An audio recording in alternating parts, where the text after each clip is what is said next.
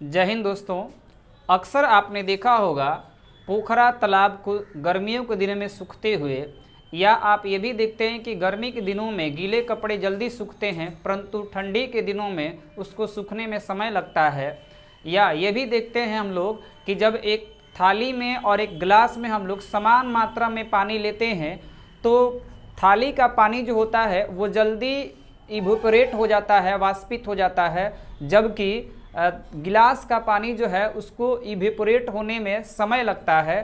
तो यदि आप इन सभी प्रश्नों का जवाब जानना चाहते हैं तो बने रहिएगा मेरे साथ इस वीडियो में, क्योंकि इसमें इन सभी प्रश्नों का जवाब आपको मिलेगा जो आपको देगा इवेपोरेशन, वाष्पीकरण।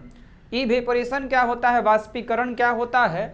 तो द्रव अवस्था से वाष्प अवस्था में बदलने की एक धीमी क्रिया होता है। यह क्या होता है? द्रव अवस्था से वाष्प अवस्था में बदलने की एक धीमी क्रिया होता है जो द्रव के ऊपरी सतह से होता है, द्रव के ऊपरी सरफेस से होता है और प्रत्येक ताप पर होता है, और ये प्रत्येक टेम्परेचर पर, प्रत्येक ताप पर होता है। इसी को हम लोग वाष्पीकरण के नाम से जानते हैं। देखिए, जब द्रव रहता है तो उसके ऊपरी सरफेस पर जब ताप पड़ता है तो द्रव के कण जो होते हैं वो गति में आ जाते हैं, उसमें गतिज ऊर्जा आ जाती है, जिसके कारण जो है वो निचले कण को भी क्या करते हैं, टक्कर मारने लगते हैं कंपन के कारण, जिसके कारण उनके बीच का आकर्षण बल कमजोर हो जाता है और द्रव के ऊपरी सतह से वो धीरे धीरे वाष्प बन के उड़ने लगते हैं। तो इसी को वाष्पीकरण कहते हैं। अब है वाष्पीकरण को प्रभावित करने वाले कारक। वाष्पीकरण के प्रभावित करने वाले कारक, पहला है द्रव के खुली सतह का क्षेत्रफल। द्रव के खुली सतह का क्षेत्रफल जितना ज़्यादा होता है वाष्पीकरण उसमें उतना ही ज़्यादा होता है। जैसे आप समान मात्रा में थाली में जल लीजिए और ग्लास में जल लीजिए, आप देखेंगे कि थाली में जल्दी से वाष्पीकरण होता है जबकि ग्लास में वाष्पीकरण होने में समय लगता है। ऐसा क्यों होता है? क्योंकि थाली का ऊपरी सतह जो होता है, जो सतह होता है वो खुला होता है। द्रव की प्रकृति यानी नेचर ऑफ लिक्विड। देखिए, जिस पदार्थ का बॉइलिंग पॉइंट जितना ही अधिक होता है उसका इवेपोरेशन उतना ही कम होता है। यहाँ देख भी सकते हैं कि यहाँ इवेपोरेशन जो होता है वो इनडायरेक्टली प्रोपोर्शनल होता है बॉइलिंग पॉइंट के, अर्थात बॉइलिंग पॉइंट जो होगा जितना कम होगा इवेपोरेशन उतना ही अधिक होगा। अब इसका मतलब क्या है? इसमें जब हम लोग एनर्जी देते हैं तो द्रव के कण जो होते हैं वो गति में आ जाते हैं, और गति में आने के बाद जो है उसका ऊपरी सतह पे जितने भी कण होते हैं वो वाष्प बन के उड़ने लगते हैं। तो इस प्रक्रिया को हम लोग वाष्पीकरण बोलते हैं और इसके माध्यम से वाष्पीकरण होता है। देखिए, दो टाइप का पदार्थ हमने लिखा है इसमें। पदार्थ की दो प्रकृति हो सकती है, एक तो वोलाटाइल मैटर हो सकता है। वोलाटाइल मैटर क्या होता है? तो जिसका बॉइलिंग पॉइंट रूम टेम्परेचर के आसपास होता है, वह पदार्थ जिसका बॉइलिंग पॉइंट क्वथनांक रूम टेम्परेचर के आसपास होता है उसे वोलाटाइल मैटर कहते हैं।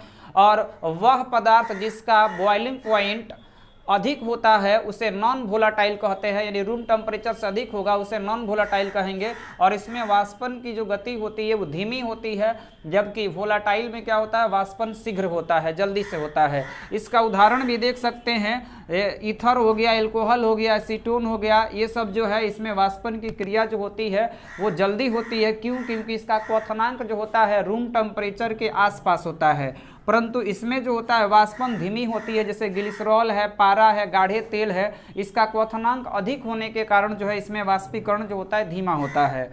अब यदि आपसे कोई क्वेश्चन करे कि आप समान मात्रा में स्प्रिट लिए हैं और जल लिए हैं तो किसमें वाष्पन अधिक होगा, जल्दी से होगा वाष्पन, किसमें वाष्पन जल्दी से हो जाएगा?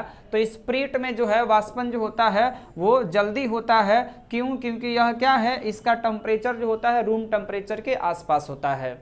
इसके बाद है द्रव पर दबाव, प्रेशर ऑन लिक्विड। देखिए, वायुमंडलीय दाब जितना अधिक होता है वाष्पन की दर उतना ही कम हो जाता है। वायुमंडल का दाब जितना अधिक होगा वाष्पन की दर क्या हो जाएगा, उतना ही कम हो जाता है। इसके बाद है आर्द्रता या शुष्कता। तो आर्द्रता या शुष्कता किसे कहते हैं? वायु में जलवाष्प की मात्रा कम हो तो उसे हम लोग शुष्क वायु कहते हैं, और यदि वायु में जलवाष्प की मात्रा जो है अधिक हो तो उसे हम लोग नम वायु के नाम से जानते हैं। और आर्द्रता अधिक वाष्पन, अगर आर्द्रता अधिक होगा तो वाष्पन की दर कम होगा, और शुष्कता यदि कम होगा, शुष्कता कम होगा तो वाष्पन की दर जो होता है इसमें अधिक होता है। और इसीलिए तो ठंडी के मौसम में जो है गीले कपड़े जो होते हैं वो जल्दी से सूख नहीं पाते हैं, क्योंकि वहाँ क्या होता है, आर्द्रता जो होता है अधिक होता है, और आर्द्रता अधिक होने के कारण वाष्पन की दर क्या होती है, कम हो जाती है, माने इवेपोरेट नहीं हो पाता है, जिसके कारण वो जल्दी सूख नहीं पाता है। इसके बाद जो है वायु का प्रवाह जितना तीव्र होगा वाष्पन की दर उतना ही क्या होता है, तीव्र होता है, जिसके कारण जो है देखते हैं हम लोग कि जब ज़्यादा तेज़ हवाएं चलती है तो उसमें जो गीले कपड़े होते हैं वो जल्दी सूख जाते हैं, क्योंकि वहाँ वायु का प्रवाह ज़्यादा होता है, जिसके कारण जो द्रव होता है उसकी ऊपरी सतह से जो कण होते हैं वाष्प बन के उड़ने लगते हैं। अब है आसपास का ताप, यानी किसी द्रव के आसपास उपस्थित हवा का ताप जितना अधिक होता है वाष्पन की क्रिया उतना ही तेज होती है। देखिए आसपास के टेम्परेचर अधिक होने के कारण ही आपके प्रचंड गर्मी में जो तालाब होता है या पोखरा होता है या गड्ढा होता है उसमें जो पानी होता है वो जल्दी से जल्दी सूख जाता है। तो ऐसे ही वीडियो देखने के लिए आप मेरे चैनल को सब्सक्राइब करें। धन्यवाद।